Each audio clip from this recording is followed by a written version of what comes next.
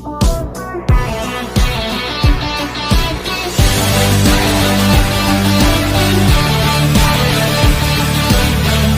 guys, and welcome back to Movies That Matter with the Viking, and let's talk about Jared Leto's Joker. Now, Jared Leto's Joker was criminally butchered for the 2016 theatrical version of the film, but now we know a lot more about the film, and we know that there is an Ayer cut of this, much like there is a Schneider cut of Justice League, and it's a completely different, completely new context, score, different scenes, different tone, different everything that we are also campaigning to see at some stage, whether it be before or after Zack Snyder's Justice League. I think it will be after, but I think ultimately we will get to see it. And one of the people who faced a lot of shit for that film is David Ayer and Jared Leto.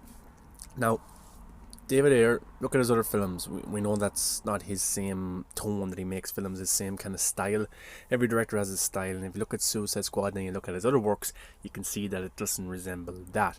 But Jared Leto is an Oscar-winning actor, absolutely fantastic. I love him in films, big fan of his, and I was excited when he was cast as Joker, but his character was butchered by Warner Brothers, and he wasn't too happy about it. Even of the press tour in 2016 for Suicide Squad, he talked about he was disappointed about the scenes that were cut out of the film. There was enough for even a Joker film, and there's so many scenes that we have not seen of his character. But David Ayer has confirmed that a lot of scenes were reshot with Joker, a lot of scenes were cut, and look, Jared Leto put in a fantastic performance, but we never got to see it. It was like a cameo. His scenes were chopped up. He was in it for 7, 8, 9 minutes, and he didn't even get that much screen time to really show what he can do in the character. And I've said this, I think he could be the most comic book accurate Joker of all time in terms of how he acts, in terms of his, even what he wears, in terms of, just forget about the tattoos. That was kind of something that was added, which I actually don't mind whatsoever. But anyways, I think has the potential to be the most comic accurate Joker of all time, and there's no doubt that there's a great performance. But there's a fan theory out there, and look, a lot of fan theories got to do with huge films, got to do with huge TV shows, and look, a lot of them are never confirmed, a lot of them turn out being false, a lot of them are just made up, and some of them don't even make any sense. But there was a pretty cool fan theory, and David Ayer himself has confirmed that this fan theory is correct. And let's see what this fan theory is. Now, this was from Cold-Blooded Joke on Twitter, and actually I never seen this before, the woman in red. He goes, my theory about the mysterious woman in red, hashtag release the Ayer cut. And let's look at some of these photos. I've actually never seen the woman in red. I've never seen these pictures before, so this is new to me, and it gets me interested and it gets me excited for what potentially could be in the Ayer cut. Now, if you look here at the top is, I'm guessing, the theatrical scene that we got to see, and there's no woman in red in the background. So it gets me thinking, so if you see at the lower image, there's the woman there. Is she dead? She probably is.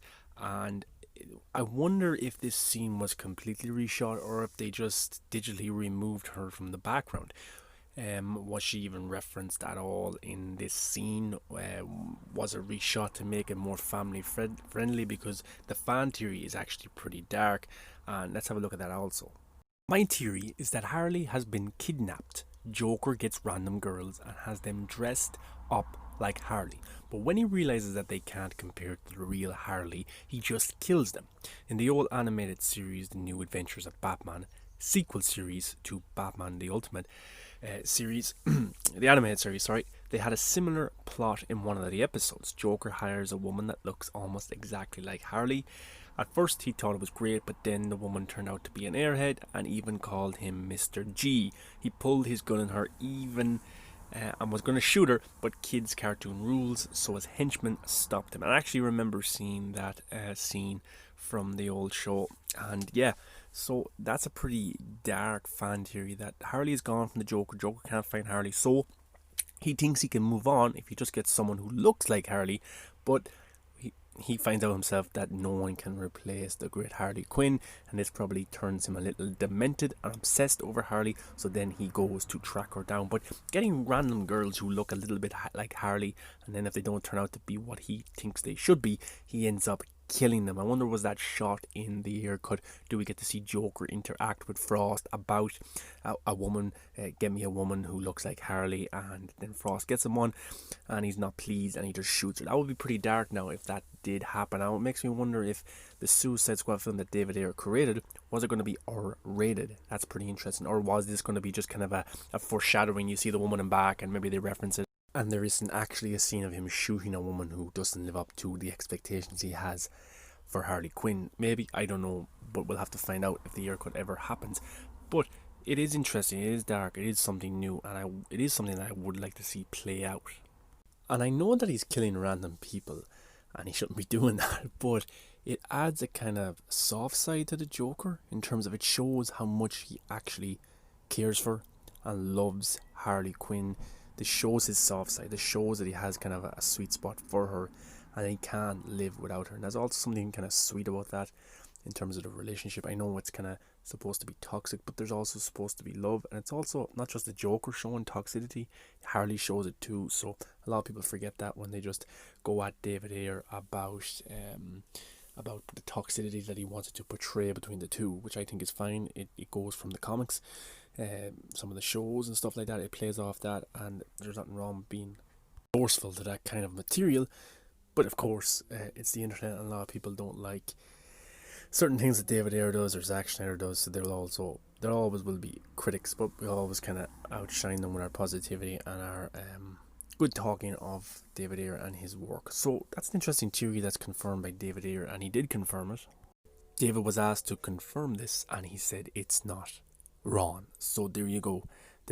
Is in some capacity in the Ayer cut of Suicide Squad, this does happen. This is true. This is real. Joker is so fascinated over Harley that he kills people who can't replace her.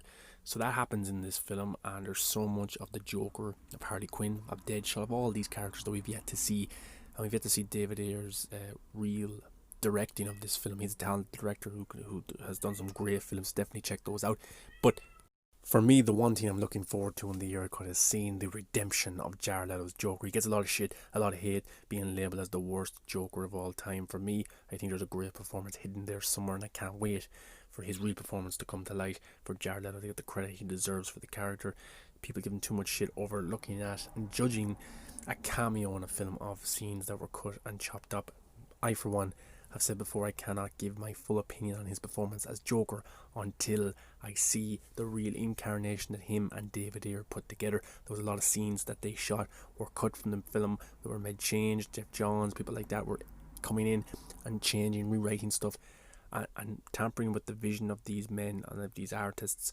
So I can't wait ultimately to see what they had in mind for us, and I'm sure it's a lot better than what we got in 2016, much like the Schneider Cut will be 10 times better than what we got in 2017. So I can't wait. I do fully believe this will happen. I think we should just keep campaigning, keep talking about it, and keep the positivity.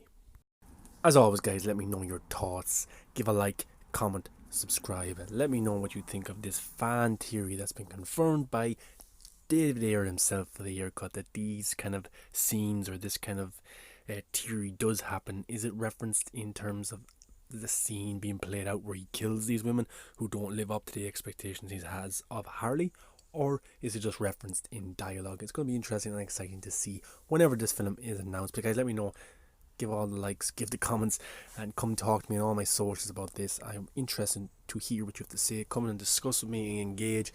That's what we love doing, is just talking about movies. Until next time, guys, always remember the Ayer cut exists and it has more Joker.